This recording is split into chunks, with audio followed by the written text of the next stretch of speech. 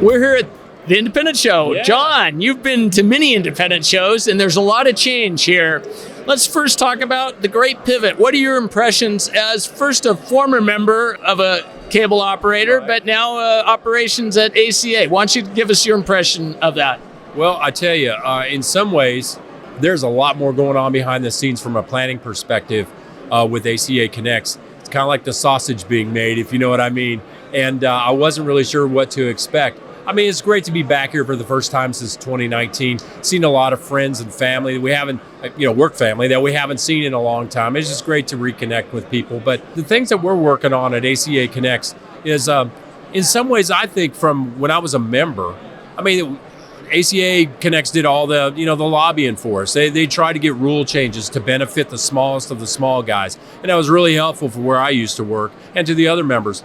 But, as some of these rules and laws have become so much more complicated over the course of the last 5, 6, 7 years, I truly think that Ross and Mike and Brian on the ACA DC team have become great educators and taken very complex stuff. It's like this C-band transition over the course of the that's been like 5 years long.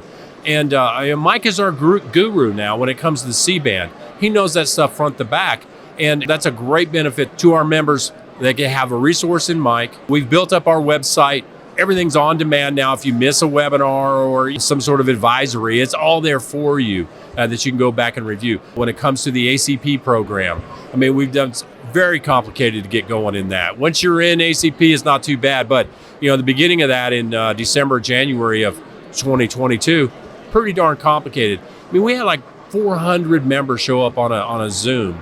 And for us, we do monthly webinars every month, the first Tuesday of every month. 120, 140, 150, still pretty good.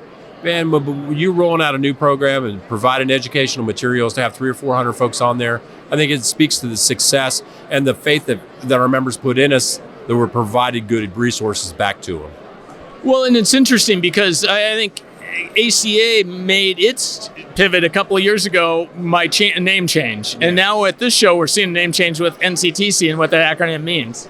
Yeah, no, I think it was important for Lou Borelli and the rest of the team to do that. They really are focused on the products and services outside of programming. Just make perfect sense. Just like for us to get away from the cable part of our name back in the day. So it's been good for us, and I'm certain it's going to be great for the folks over at NCTC.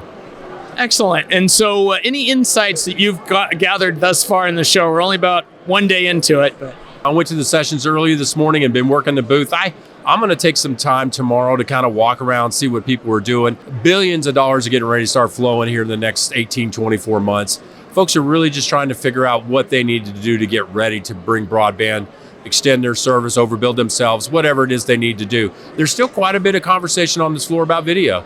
Video is definitely not dead. Doing a video differently is certainly alive. And there's a lot of products and services out here people can make good choices. So there's a lot of video here. You'd be surprised. It's a whole lot of fiber too. Yeah, and that's the fiber. I've heard it's sometimes a challenge because there is so much demand right now. Yeah, just like any other industry out there right now with supply chain issues, it'll catch up. Those folks that, maybe have a shot clock on them because they have a state grant or something like that, I wouldn't want to be in those shoes right now if you've got 15 months left and they're telling you 18 months to get fiber. But, folks have to be flexible from either a grant perspective or at state level or something like that, or you just got to get in line and wait your turn to get your material.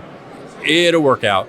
It always has. You guys have been going strong for 25 years now. So, John, always great catching up. Always great seeing you, Ken. Thanks. You take care, man. We'll see you at the next one. Yeah.